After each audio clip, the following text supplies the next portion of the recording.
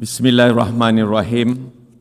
Madam President, Your Excellencies, may I begin by congratulating President Annalena Baerbock on being elected as the President of the 80th session of the General Assembly. I also wish to thank His Excellency Philemon Yang for his leadership throughout the 79th session of the General Assembly. Madam President, it is now the 80th session of the General Assembly. Yes, 80 years since our dreams of bright future gave birth to the United Nations. Humanity has imagined the future in many ways. Among other things, we imagined that in some of its darkest version, information overload would numb critical thought while apathy take over. I fear that this has come to pass. 80 years after the end of the Second World War, we are watching in high definition as genocide unfolds around the world. 80 years, after all, after the fall of the empires, colonialism is still alive, armed, funded, and justified by some of the supposedly most liberal powers in the world. They have defended and supported the only party who has any real power in a conflict as it makes a fuss out of international law. As we approach the 80th anniversary of the United Nations, Madam President, I suppose I should say, congratulations. But today, that word rings hollow. Should we congratulate ourselves on our inability to bring an end to the occupation of Palestine? Or should we congratulate ourselves for allowing a rogue state to undermine our charter and our efforts? In Gaza, the clock is ticking, the bombs are falling, and the light is fading. We have failed at least 70,000 people.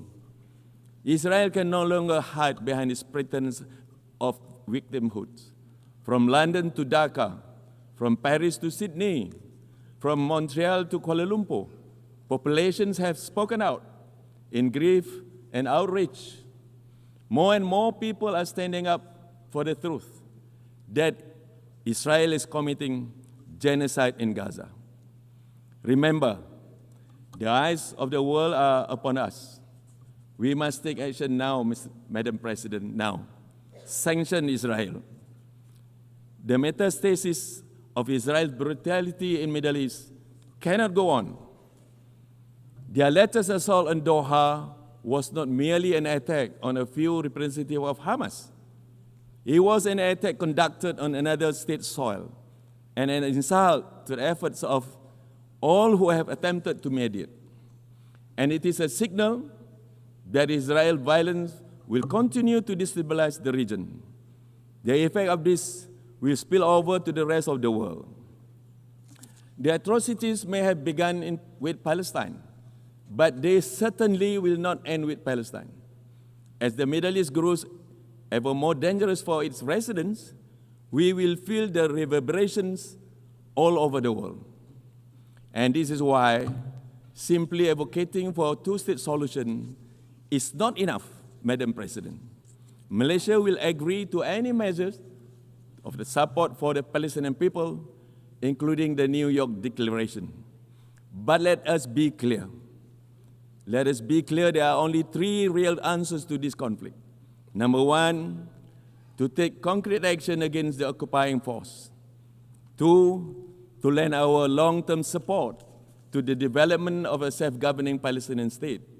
And number three, to reform the United Nations and ensure that such a travesty of justice never happen again. Madam President, repeated failures of the Security Council to fulfill the will of General Assembly must be met with strong resistance. We must continue to demand accountability from the permanent members of the United Nations Security Council through Resolution 76/272, or popularly known as the Veto Initiative.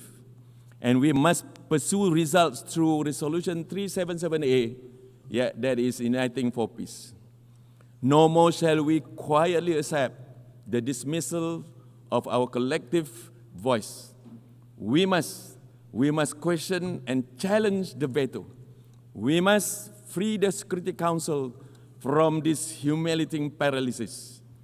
And we must keep the United Nations a relevant and effective international organization and global guardian of peace. Madam President, over the course of our chairmanship of ASEAN this year, Malaysia too has learned of the colossal efforts that peace requires. As a unique example of an inclusive form of multilateralism, ASEAN has embraced change, expanded our membership, and engaged with the world over the past 58 years. And this is why it has been Malaysia's honor and our greatest task yet to take on such a serious challenge this year. When conflict threatened to spiral between our neighbors, ASEAN did not stand idle. We stepped in, convened both sides in Malaysia, and implemented a ceasefire, one that ASEAN is now ensuring takes root through active monitoring on the ground.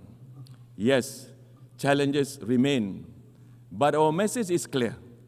ASEAN will stay at the table, urging both states to honor their commitments, for there is no conflict, whether interstate or intrastate, that is worth risking the stability of our home.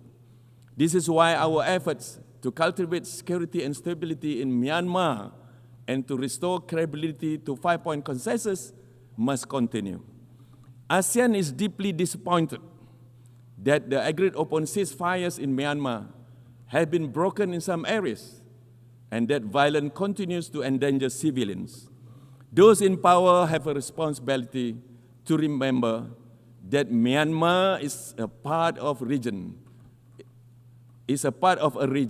not an isolated country. There is a bright and safe future for all of our peoples if we work together in good faith towards a Myanmar-owned, Myanmar-led resolution to the crisis in the country. Madam President, as ASEAN's focus deepens on bolstering security, strengthening economic resilience, and advancing sustainability goals across the region, we will address not only our internal crisis, but also from beyond. The South China Sea must not be used as leverage in strategic competition.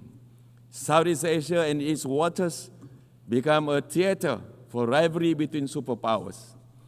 We therefore urge all parties to fully comply with UNCLOS and to avoid actions that could provoke miscalculation or conflict in the waters we share.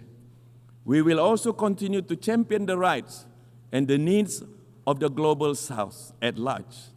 Madam President, for far too long, the global South has borne the brunt of unequal economic policies that marginalize and prevent developing nations from participating fairly in the global economy. And today, the global South faces a staggering financing gap for sustainable development, despite being home to the world's most vulnerable populations. The irony is painful, Madam President. We constitute the world's majority, yet remain unrepresented in decision-making, underserved in development financing, and sidelined in global governance. These imbalances must be corrected. The voices, needs, and aspirations of the global South are not secondary. Remember this: we cannot build a fairer international order without the global South at its center.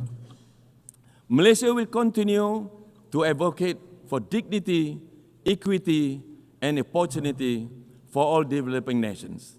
Madam President, Excellencies, the UN has served the world for 80 years, but the world we live is in shifting beyond any recognition from what it was back then. The test that we now face is an existential one, for the question of Palestinians has haunted the UN for nearly its entire life. 80 years of the United Nations and 77 years of the ethnic cleansing of the Palestinians. I cannot emphasize this enough, Madam President. If we cannot resolve this, the citizens of the world will lose faith in us and the international order. Because there is no longer any way to deny that this is modern-day colonization.